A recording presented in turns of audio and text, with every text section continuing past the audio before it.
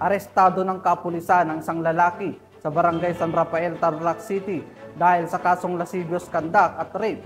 Ang detalye mula kay Patrolwoman Digna Jane Malubay.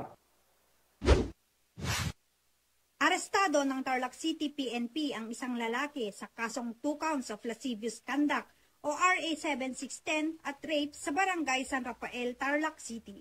Kinilala ni Police Lieutenant Colonel Cian C. Logroño, Acting Chief of Police ng Tarlac City Police Station, ang suspect na si alias Henry, 53 taong gulang at residente ng barangay San Rafael, Tarlac City.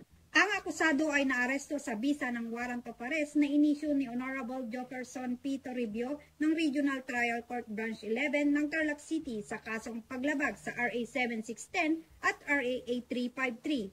Ang akusado ay kasalukuyang nasa kustodiya ng Tarlac City Police Station para sa wastong dokumentasyon at tamang disposisyon. Mula dito sa probinsya ng Tarlac, ako ang inyong PNN correspondent, Patrolwoman Digna Jane Tenorio Malubay, alagad ng batas, tagataguyod ng Balitang Pulis.